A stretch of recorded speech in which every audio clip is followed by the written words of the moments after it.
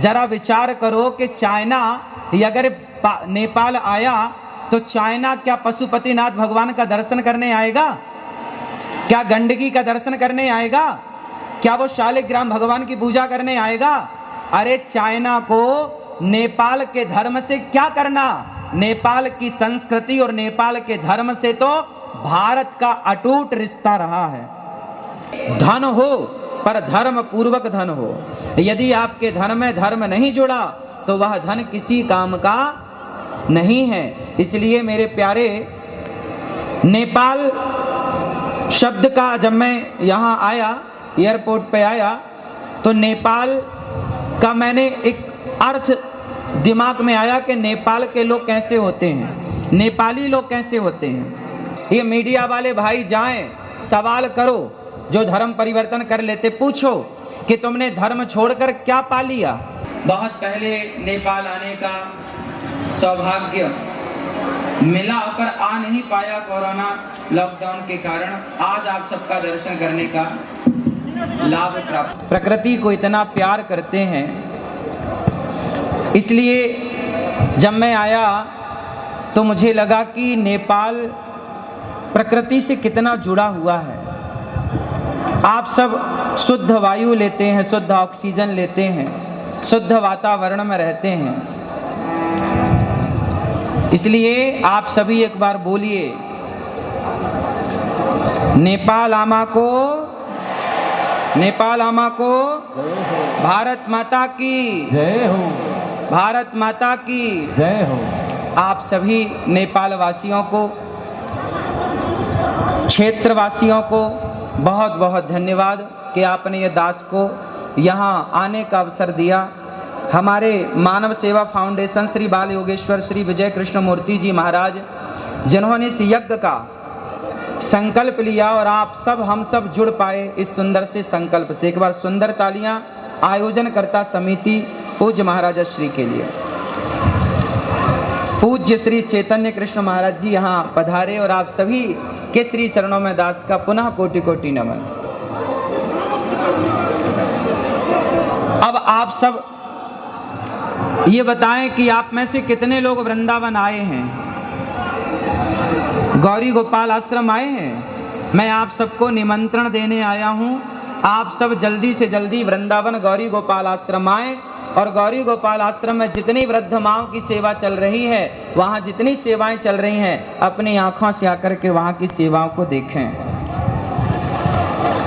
आज जानते हो ये अनिरुद्ध आपके बीच में क्यों आया है?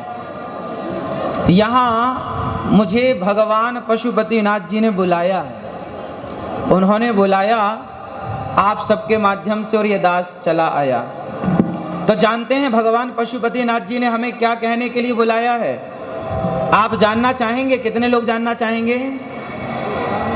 भगवान पशुपतिनाथ जी कहना चाहते हैं, देखिए भगवान कभी डायरेक्ट नहीं कहते, भगवान किसी से कहवाते हैं। जब हनुमान जी लंका गए तो राम जी ने नहीं कहा कि लंका जला के आना। त्रिजटा को एक सपना आया कि सपने बानर लंका जारी, जातु धान सेना सब मारी। तो त्रिजटा ने माता सीता को सपना सुनाया और कहा कि आज मैंने सपने में देखा कि एक बंदर आया और पूरी लंका को जला करके चला गया।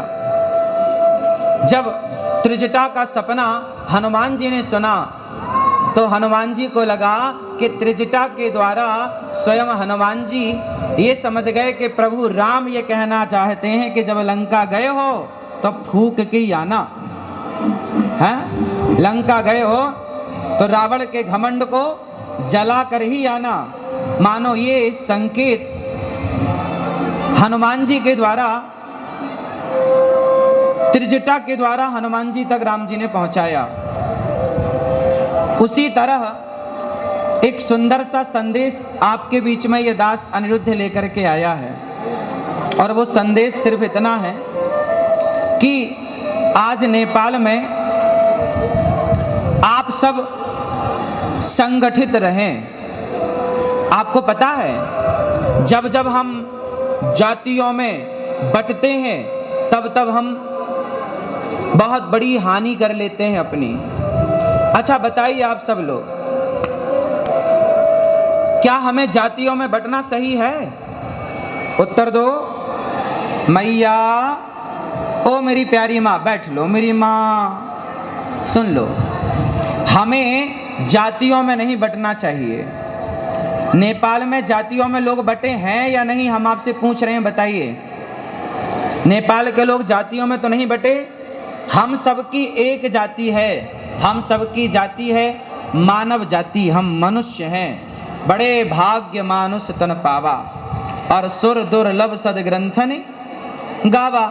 हम सब मानव हैं, ठीक है, हम सब मनुष्य हैं, और हम जातियों में ऊंच नीच में ना बटें, हम संगठित रहें। आज नेपाल में जानते हो, आप सबको पता होगा कि आज पूरे नेपाल में धर्म परिवर्तन की घटनाएं बहुत तेजी से फैल रही हैं। आप कितने लोग जानते हैं कि नेपाल में धर्म परिवर्तन हो रहा है? कितने लोग जानते हैं? बताइए, ये धर्म परिवर्तन होना सही है? उत्तर। तो धर्म परिवर्तन को कितने लोग रोकना चाहते हैं? तो आप सबको भगवान पशुपतिनाथ जी ये जिम्मेदारी देना चाहते हैं कि आप सब एक मुहिम क्यों नहीं चलाते? ये जितने हमारे मीडिया के भाई हैं, आप जितने हमारे बड़े बुजुर्ग हैं, माताएं, बहनें, भाई, सब एक मुहिम चलाइए और गांव-गांव में, घर-घर में जाकर के लोगों को समझाइए कि भगवान श्री कृष्ण कहते हैं स्वधर्मे निधनम श्रेयः परधर्मो भयावह। अपने धर्म में रहना ही श्रेष्ठ है, अपने धर्म का त्याग कर देना श्रेष्ठ नहीं है। इसलिए हम सबको अपने धर्म में अडिग रहना चाहिए। और आप सब अपने धर्म का पाठ क्यों नहीं पढ़ाते? अच्छा बताओ, यदि धर्म परिवर्तन हुआ तो आज हमारा नेपाल हिंदू राष्ट्र है या नहीं? उत्तर दो। हिंदू राष्ट्र है कि नहीं नेपाल? हाँ या ना? हाँ, तो हिंदू राष्ट्र है। और कौन कौन चाहता है कि ये सदा हिंदू राष्ट्र रहे नेपाल? चाहते हो? हिंदू राष्ट्र यदि चाहते हो तो आपके अंदर ये भावना होनी चाहिए और ये काम आपको करना पड़ेगा कि आप नेपाल में जो धर्म परिवर्तन तेजी से हो रहा है, उस धर्म परिवर्तन को रोकना पड़ेगा। कैसे रोकेगा? हम सब जागें, ये मीडिया वाले भाई जाएं, सवाल करो, जो धर्म परिवर्तन कर लेते पूछो कि तुमने धर्म छोड़कर क्या पा लिया, क्या पा लिया और आगे क्या पाओगे। जो व्यक्ति अपने धर्म, हमारे यहाँ मर गए लोग लेकिन अपने धर्म को नहीं छोड़ा। अच्छा बताइए, राम के पास क्या है, धन या धर्म? बोलो। रावण के पास क्या है, धन कि धर्म? रावण के पास धन है, धर्म नहीं, और राम के पास धर्म है, धन नहीं। हाँ या ना? लंकापति रावण सोने की लंका में रहता है, बड़ा धनवान है, पर उसके अंदर धर्म नहीं है। अरे धर्म होता तो पराई स्त्री का अपहरण क्यों करता? इसलिए रावण के पास धन तो है पर धर्म नहीं है। जबकि राम 14 वर्ष वनवास में थे, उनके पास धन नहीं था पर धर्म था। तो धर्म था तो आज घर घर में राम की पूजा होती है, धर्म था इसलिए। और धन था रावण के पास, धर्म नहीं था तो घर घर पुतले जलाए जाते हैं, गली गली पुतले जलाए जाते हैं रावण के। आज आप कितने लोग मानते हैं कि धन से बड़ा धर्म है? धन बड़ा कि धर्म बड़ा? बोलो। अरे धर्म रहेगा तो धन आ जाएगा, जब धर्म ही नहीं रहेगा तो फिर धन करोगे क्या? इसलिए धन हो पर धर्म पूर्वक धन हो। यदि आपके धन में धर्म नहीं जुड़ा तो वह धन किसी काम का नहीं है। इसलिए मेरे प्यारे, नेपाल शब्द का जब मैं यहाँ आया, एयरपोर्ट पे आया, तो नेपाल का मैंने एक अर्थ दिमाग में आया कि नेपाल के लोग कैसे होते हैं, नेपाली लोग कैसे होते हैं, नेपाल का अर्थ क्या है। तो देखिए, नेपाल जो नेकी का, ने मतलब नेकी, नेकी मतलब अच्छाई, जो नेकी का सदा पालन करें वो नेपाली हैं। जिनके हृदय में सदा नेकी बसती हो वो नेपाली है। नेपाली का मतलब क्या हुआ, नेपाल का मतलब क्या हुआ, जिसके अंदर नेकी बसती हो, मतलब जिसका हृदय नेक हो। नेक समझते हैं ना, अच्छा, गुड। तो आप सब नेक दिल वाले हैं, नेक हृदय वाले हैं, इसलिए आपको भगवान ने नेपाल में भेजा है। जाओ नेपाल की धरती में, आप यहाँ जाकर नेपाल में पशुपतिनाथ भगवान की सेवा करो, गंडकी माता की सेवा करो और शालिग्राम भगवान की सदा सेवा करो। आप सब अपने धर्म के प्रति अडिग रहना। हमारे देखिए, कुछ लोग होते हैं, हमारे पूरे नेपाल और भारत, ये दोनों देशों में कुछ लोग ऐसे हैं जो रहते तो नेपाल में हैं पर गुणगान किसी और देश का करते हैं। इसलिए आप सबको ये बता दो कि जिस माटी में हो ना, उस माटी के साथ विश्वासघात नहीं होना चाहिए, उस माटी से प्यार होना चाहिए, माटी के साथ विश्वासघात नहीं। अच्छा ये बताओ, दोस्त कैसा हो।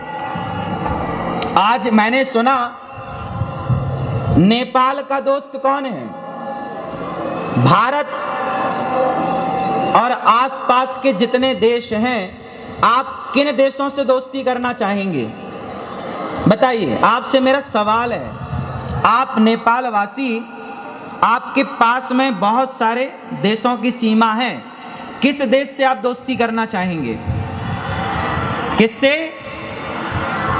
किससे, जोर से, भारत से, भारत से दोस्ती करना चाहेंगे। भारत तो सदा आपके साथ है और सदा हम और आप कभी दो थे ही नहीं, एक थे, एक हैं और एक ही रहेंगे। और जो लोग भारत और नेपाल के बीच में कोई जहर घोलने का कार्य करे तो समझ लेना कि ये दोनों देश का नुकसान चाहता है।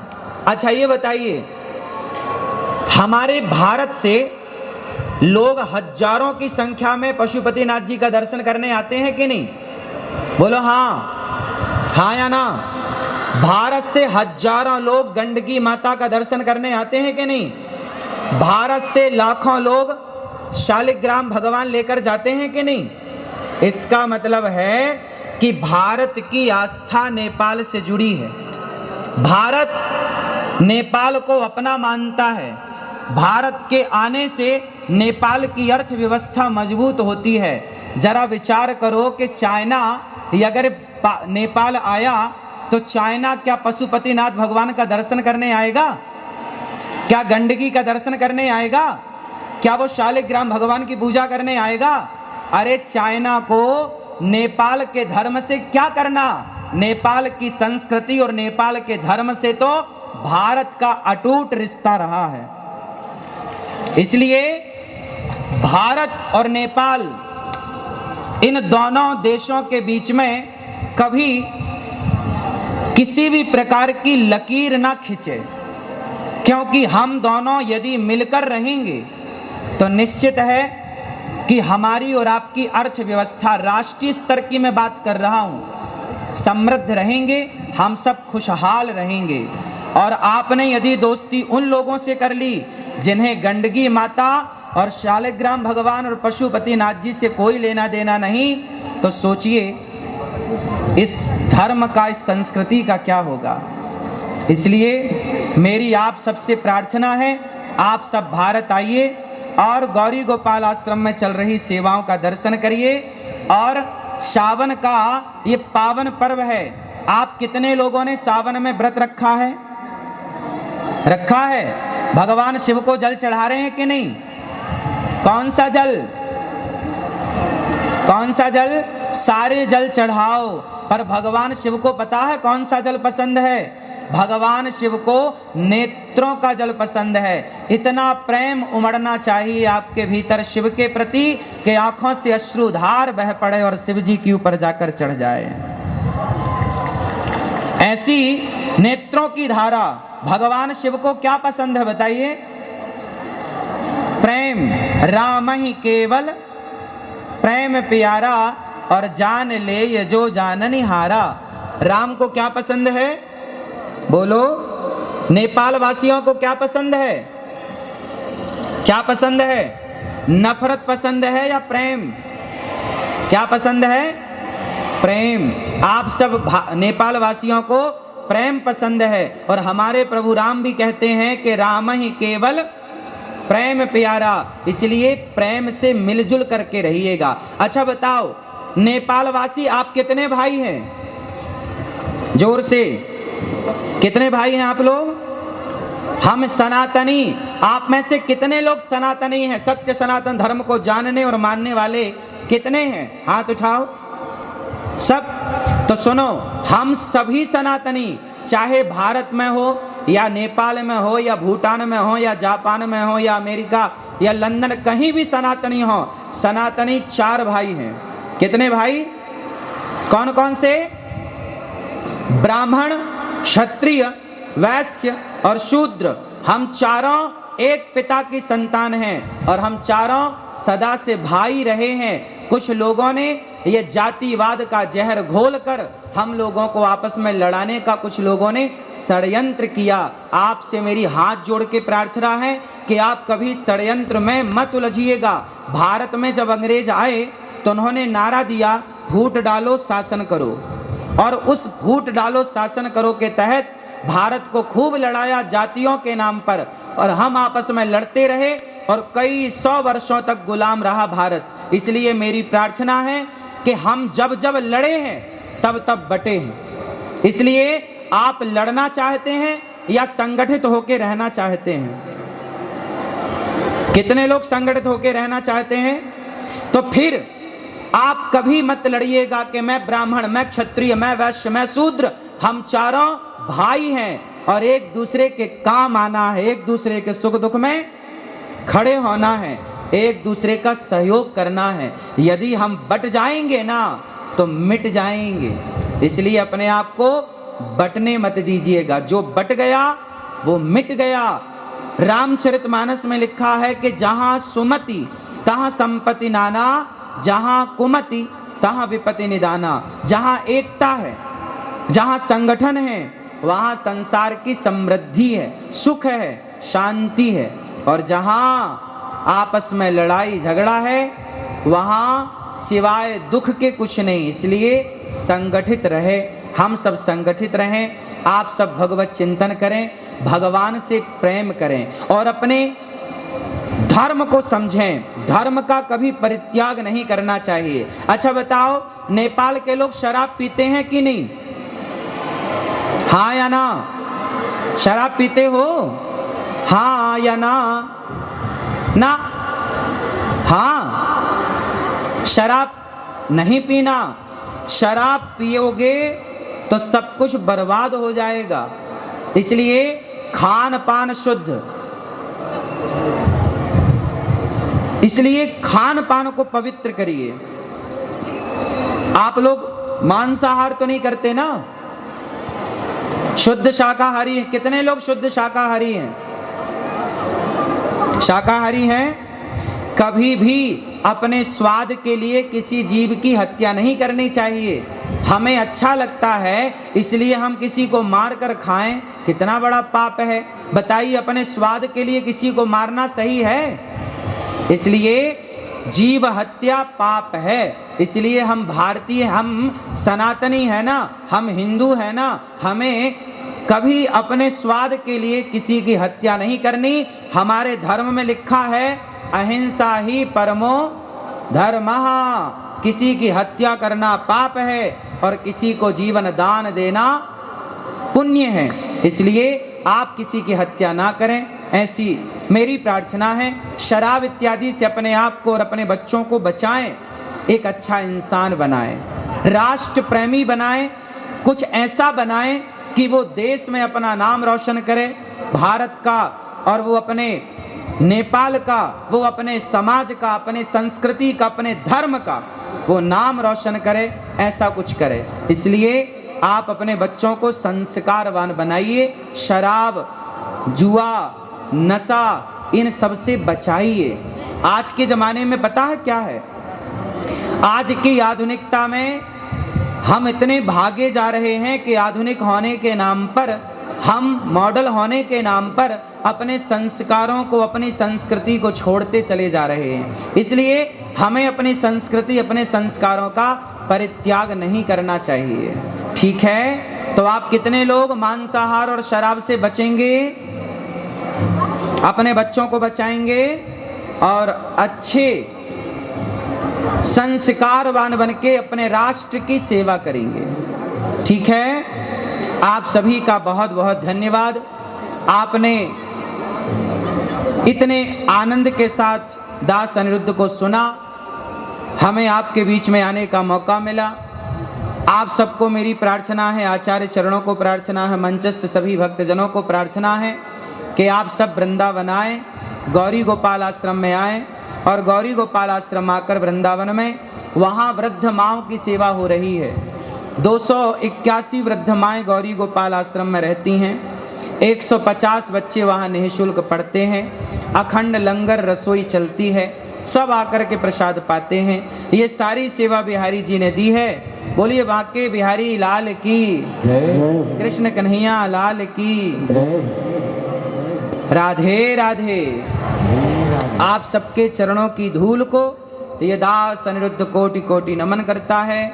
आप सभी नेपाल वासियों को बारंबार दंडवत प्रणाम, आप सभी के चरण रज को प्रणाम, आप सभी के माता पिता को प्रणाम, आप सभी के गुरुजनों को प्रणाम, आप सब